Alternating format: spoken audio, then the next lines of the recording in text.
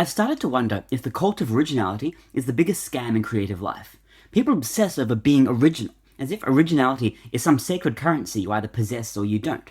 The startup founder desperate for a never-before-seen idea, the artist convinced their work only matters if it's unprecedented, the writer paralyzed by the fear that someone, somewhere, has already said what they want to say.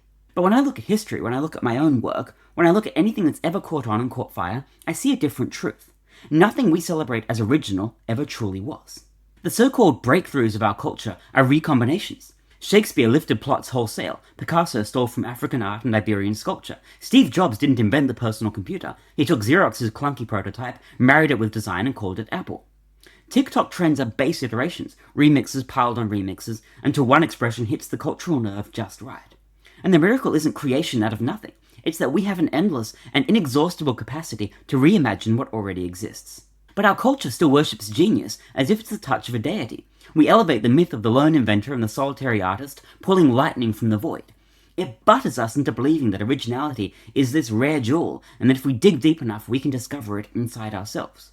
But that fantasy is strangling more talent than failure ever could.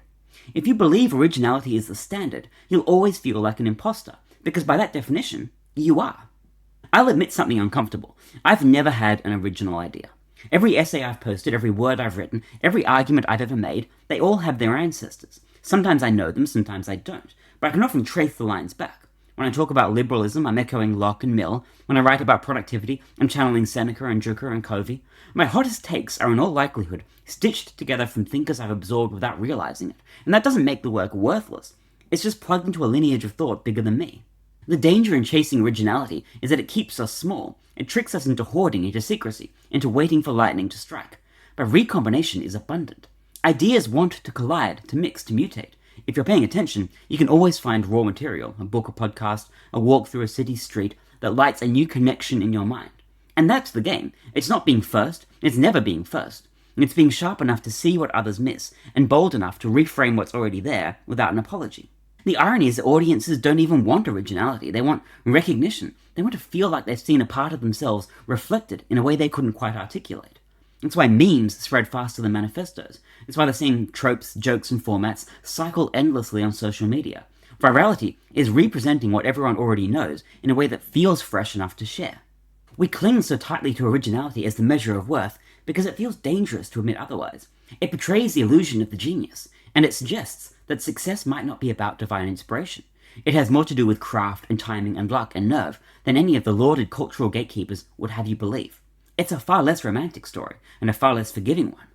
If anyone can remix ideas, then anyone could succeed, and maybe we just don't want to face how much fortune and context and pure shamelessness play into it. I'm not saying creativity is easy, it's excruciating, but the part that hurts isn't the lack of originality.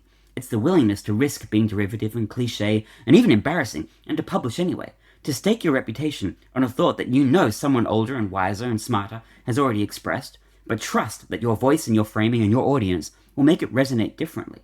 That, in effect, is the entire history of human culture. And what I've come to believe is this: originality is overrated, but imagination is not. The ability to reimagine and recombine and twist what exists into something arresting is the skill of our age and our day. Ideas aren't born in pristine originality, they explode when a familiar pattern is bent at just the right angle. And if that bothers you, ask yourself, would you rather cling to a fantasy about being original, or actually make something that people can't stop talking about?